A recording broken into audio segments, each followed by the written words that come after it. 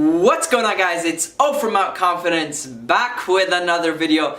Today I want to talk about anxiety. As you guys know, I come from a history of lots of anxiety, lots of depression, so I'm going to tell you how I cope up with it. Share this thing that has been talked about throughout history, from Buddhism, Hinduism, different religions, tribes, Indian tribes, shamans, all sorts of different cultures. And the thing that I'm talking about is staying present. Now this seems to be something that's extremely hard to do because we live, a lifestyle that's on the run. We have lots of things going on. Our minds are literally controlling us. We lose touch with our body.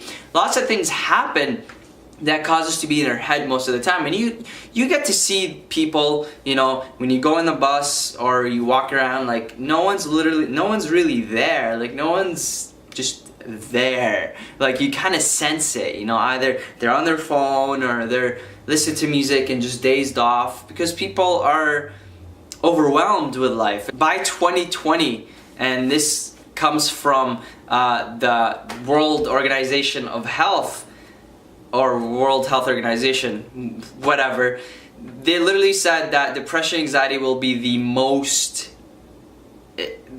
significant problem, disability, illness, or whatever you want to call it, in the world. Like that is just crazy to think about. Like that literally means most people are either depressed or anxious or both. So it's a big problem, and it's like, why is this happening when we are advancing technologically, advancing as a species, advancing in science, and having the convenience there. Like we literally have everything that we would like things we dream of back in the day. Like literally poverty, when you compare poverty and how we live now to like back in the day, like we live in the best time. And so why is it that depression, anxiety like keeps increasing? And I think this comes from evolution. It comes from the fact that we're evolving at a very fast rate, that it's causing us to have these new levels, new expectations, and a new way of living. And so we lose touch of our primal desires, primal instinct, that animalistic part of us. So we get disconnected. Our minds are separate than our bodies, and so we literally have a disconnection. And that's what anxiety is. It's a disconnection from the body. So because we're way into our head and we feed our head, so the thoughts become overwhelming, and we end up having like a panic disorder. We have panic attacks. We feel awkward around people. Clearly it's a big problem. And so how I deal with anxiety and how I've bettered it, there's a lot of things that I did. So I'm going to share with you all those things.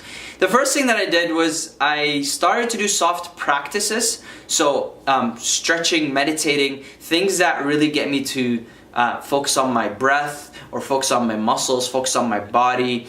Dancing is a great way because you're grounding, you're focusing on the movements, and you're flowing with the music, you're listening to music. So it's a way of meditating. It's a way to get back to your primal sensations. That is a way of me dealing with my anxiety and getting back into my body, because I know if I'm feeling anxious that I'm way into my head, so I need to get back into my body. So another way that you can get back into your body other than soft practices is to go for a walk, or to simply go out in nature and focus on your senses. So you're hear the birds, hear the cars going by on the street, hear the people talking, smell the aromas that are coming off from the flowers, from that local coffee shop right next to you, or if someone smells bad, right? Use your senses, because the senses will get you to the now, it will get you to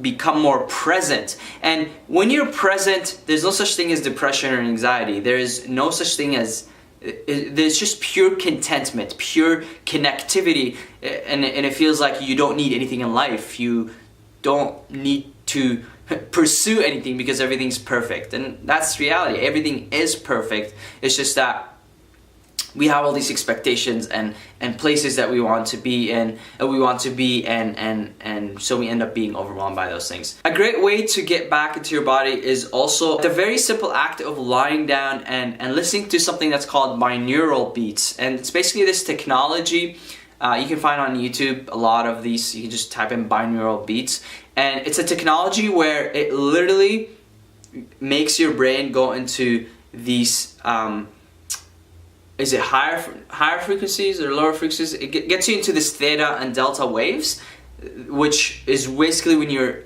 shifting into sleep. And so it literally relaxes you by listening to this technology. So it plays a different frequency on one side than the other, and so the brain compensate, because that's how our brain works. It compensates for the difference of frequency, causing it to have this frequency that causes us to have a brain wave that's lower, I believe. So going into theta, delta, and so that really gets you into a meditative state right away. They've actually had monks who have been meditating for tens and tens of years, and they've listened to this technology, and they were very impressed. They told the West, it's like, you guys figured out what we've been trying to figure out for years, and like, this is amazing. So the monks themselves that knew everything about meditation were really impressed by this technology. Another great way of dealing with anxiety is to simply talk to someone, not necessarily a shrink or a therapist,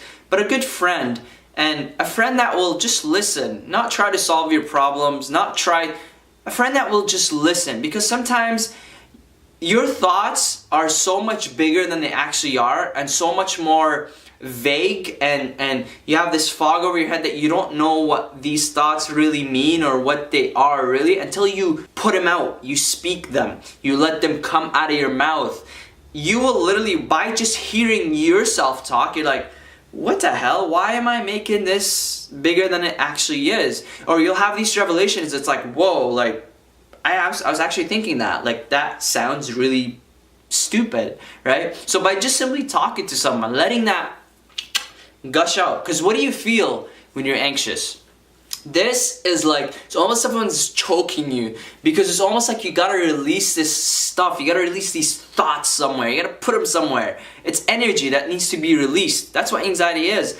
It's overwhelming energy that's going on in your mind. So either you physically get that out by doing exercise and getting back into your body and getting an emotion to come out, such as sadness, anger, because anxiety could be just a repressed emotion that you've been just hiding away for a very long time, that it's causing you to feel like that. So that's why it's a little tricky, because it's not always just being overwhelmed. It could also have to do with emotions, like deep emotions that were either from your childhood or recently that needs to be expressed. So expression is a great way of dealing and coping up and just avoiding that, getting this panic attack. Now, what is a panic attack? A panic attack is just, eventually your system just completely cannot handle it anymore. So you start shaking and you start experiencing all these uncomfortable symptoms, and you shake and you shake and you shake, and you either embody that shakiness and not run away from it and let it do its thing and really focus on that feeling that you're feeling, because it's gonna be over, obviously. It's gonna go away, that panic attack. But if you freak out, and I know it's easier said than done. Personally, whenever I do experience a panic attack, I either dance or I either literally sit down and just feel it, and all of a sudden I'm crying my eyes out, and then I feel absolutely calm and amazing right after. So sometimes it's like I said, it's an emotional thing that needs to be expressed. Sometimes it's expressed through the body, doing dancing, exercising, going for a run, things like that. So if you are feeling anxious, don't try to run away from what's going on. Feel it, recognize that this is anxiety, and remember, it's not going to kill you. It's not going to do anything bad to you. You just need to let it run its course, and you need to trust that your body and trust yourself that you'll be able to release this energy without having to run away from it. So that's about it for now about anxiety. There's lots of things I want to talk about anxiety, so I'm going to be doing lots of videos about anxiety, depression, things like that in the future. So make sure to click that subscribe button and click the notification, the bell notification symbol right next to the subscribe button to be notified every time I upload a video. I hope this video has been informative and motivational, insightful, helpful, and I'll be seeing you guys tomorrow. From Mount Confidence, out.